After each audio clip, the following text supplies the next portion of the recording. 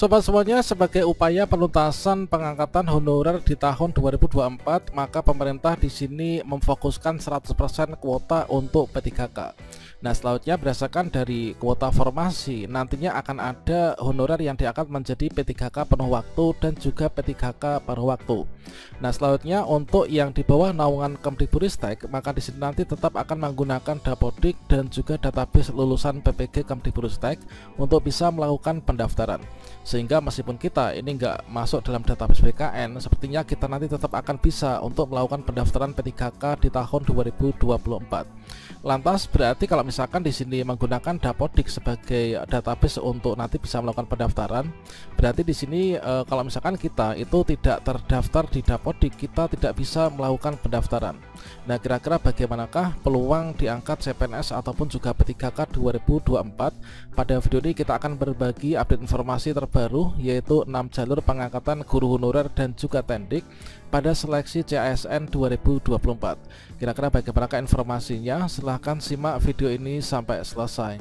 Namun sebelum kita lanjutkan, perlu saya ingatkan, bagi teman-teman yang mungkin baru saja menemukan channel ini, silakan klik tombol subscribe-nya dan aktifkan notifikasi loncengnya, sehingga nanti jika ada update video terbaru, kalian tidak akan ketinggalan informasi. Baiklah sobat-sobatnya, kali ini kita akan melakukan pembahasan yaitu untuk teman-teman honorer yang di bawah naungan Kemdikbudristek ya. Baik itu untuk yang tendik maupun juga untuk teman-teman yang guru honorer. Dan di sini untuk yang tendik ini adalah mengutamakan formasi bagi tendik atau tenaga administrasi sekolah, dan sudah ditambahkan nomenklatur untuk teman-teman yang memiliki ijazah SD, SMP maupun juga SMA sederajat.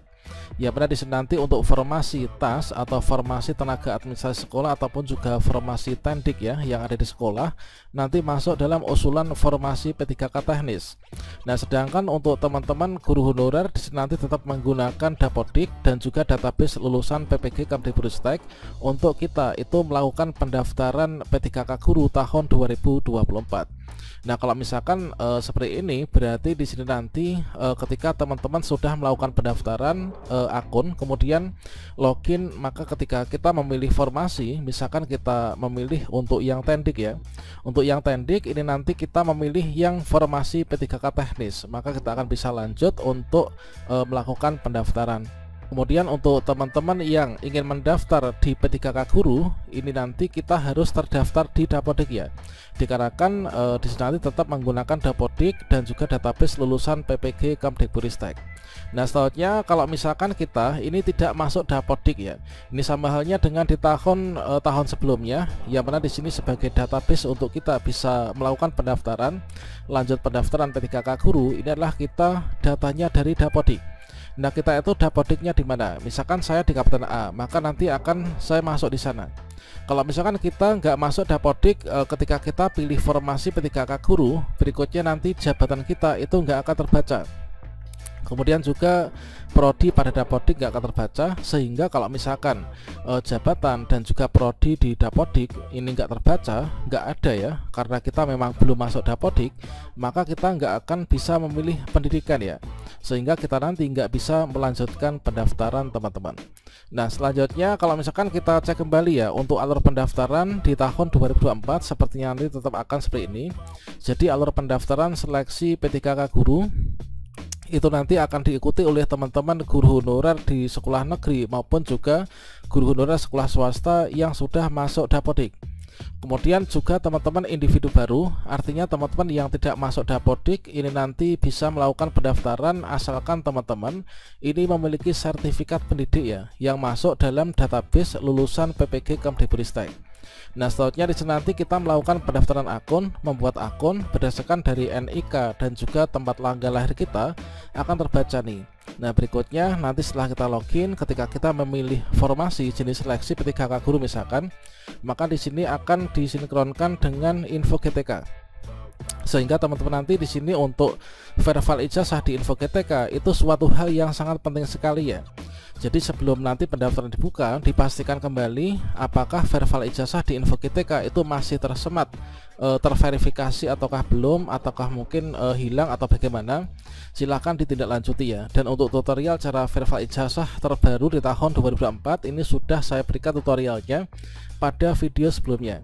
Nah, selanjutnya di sini nanti dari database Kemdikbudristek, yaitu di aplikasi Dapodik ini, maka akan terbaca nih, yaitu NIK, tempat tanggal lahir, kemudian NUPTK, NRG nanti di sini tidak terpakai ya untuk pendaftaran P3K guru.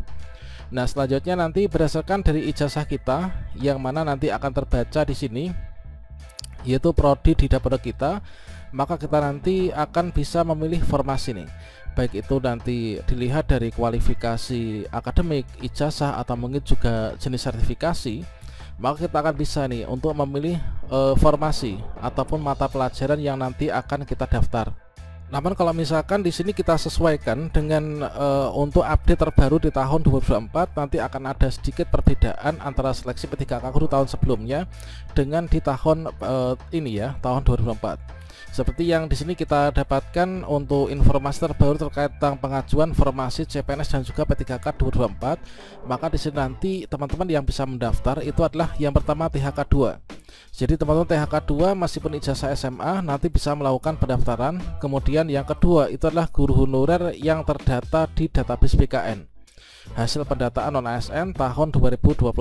Jadi bagi teman-teman yang masuk dalam database BKN, nanti kita akan masuk nih dalam urutan ya. Kemudian berikutnya untuk guru honorer yang tidak terdata di database BKN, kemudian PPG Prajabatan, kemudian guru swasta, guru honorer sekolah negeri, masa kerja adalah lebih dari 3 tahun ataupun juga kurang 3 tahun. Ini nanti kita akan bisa untuk melakukan pendaftaran, dikarenakan untuk database dari Kemdikbudristek itu adalah dari Dapodik teman-teman.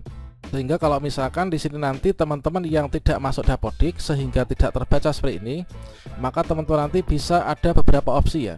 Nah, kalau misalkan kita lihat di sini, ini sama halnya dengan di tahun-tahun sebelumnya, yaitu misalkan kita nggak masuk Dapodiknya.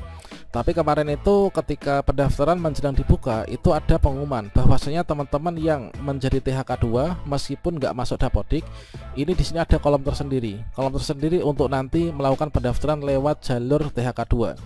Kemudian guru honorer yang tidak masuk di Dapodik asalkan punya sertifikat pendidik, maka nanti akan ada tombol khusus seperti halnya tahun kemarin untuk bisa melakukan pendaftaran teman-teman.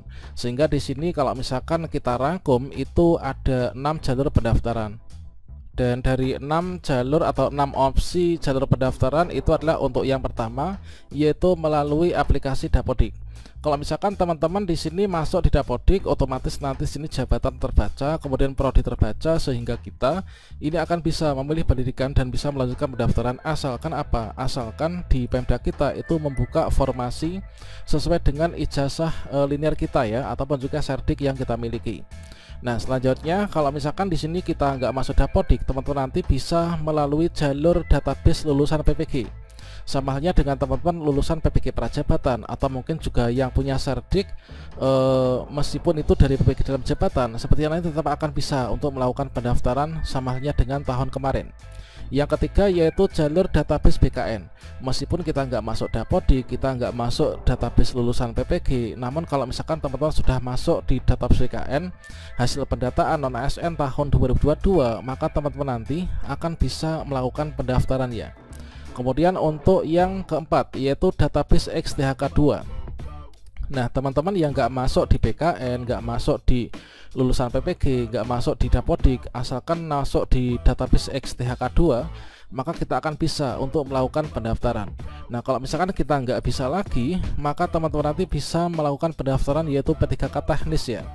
Jadi P3K teknis itu apakah P3K teknis Kemenak atau mungkin juga P3K teknis di kementerian atau mungkin juga instansi pusat ataupun juga daerah.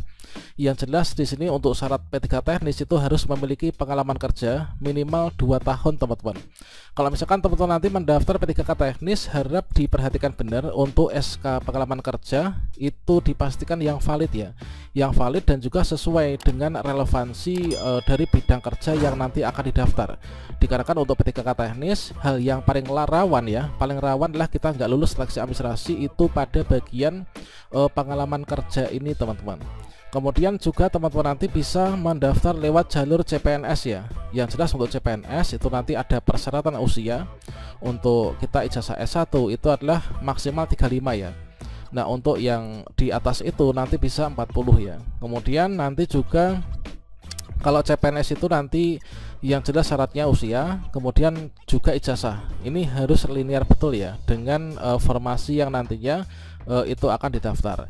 Itulah untuk 6 jalur yang nanti kita bisa coba ya satu persatu manakala kita nggak masuk di Dapodik ataupun juga database BKN.